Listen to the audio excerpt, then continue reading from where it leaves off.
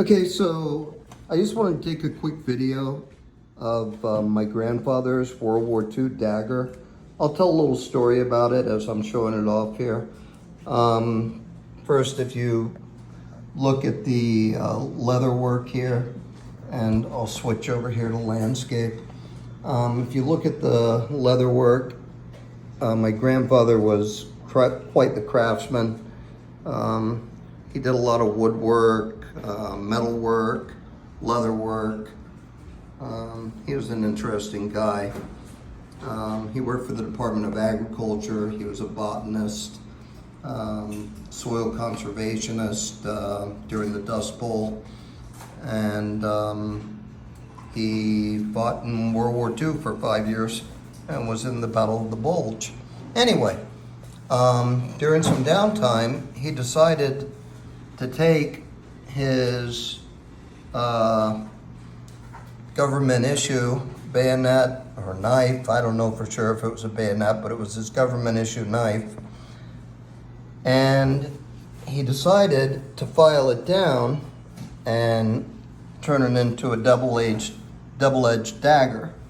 And if you look closely at this dagger, you can see that one edge of it, this edge right here, is actually wider than the other edge. He was doing this all by sight, by eye.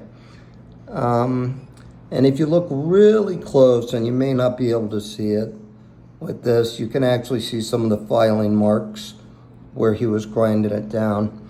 But more interestingly, if you look at the handle, he told me that on the coast of Great Britain, where he was stationed, it was not unusual for them to find German gliders that had come in over the night. The Germans would smuggle in spies and explosives, and they would create sabotage and whatnot during the bombing of Britain. Anyway, he got plexiglass, which was, I guess, not rare, but fairly uncommon back in that time. And he got it off the instrument panels, and I think he said off the windshield itself, I don't know. And he cut it into concentric circles here to form the handle of the knife. And then if you look closely, he cut pieces of leather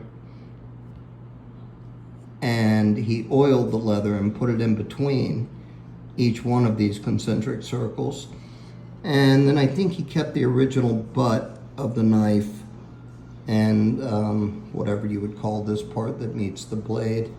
But more interesting than all of that, and the top of it here, he drilled a 1/4-inch hole and placed a picture of my grandmother and then capped it with a piece of the yellow plexiglass. I guess he couldn't find a clear piece, but you can still kind of see my grandmother, and she was in her 20s here. And carrying a knife back then, it was kind of like a very personalized, individual thing to have. Anybody that's seen Inglourious Bastards, you'll notice that each one of the bastards has a very personalized knife. And that's not just Hollywood. That's actually, these guys did it. They did tend to personalize their battle gear. And then you see this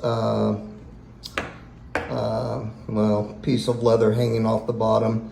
That would be used, of course, to strap around the leg so the knife wouldn't fillet back and forth as you're walking with it.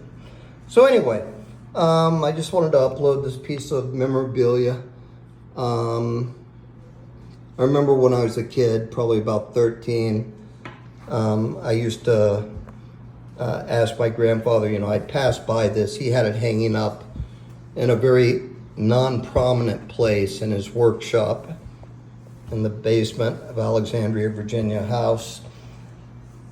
And I remember asking him, "Hey, Granddad, "Did you ever kill anyone with this knife?"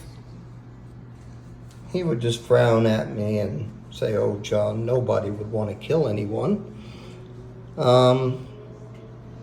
So I don't know if he actually came into close quarter combat with it or not. And frankly, I don't want to know. The one last story I'll share is, I guess I was about 26, 27, when my phone rang at about 4 in the morning, and it was my mom telling me that my grandfather had passed away. And I lived not far from my grandfather's house. And the second I hung up the phone with my mom, I threw on some pajama pants, some sneakers. I drove over to my grandfather's house. I took the key from under the mat. I went into his house and I grabbed this knife. And that was the only thing I took from my grandfather's house. So anyway, just wanted to share that. Cheers.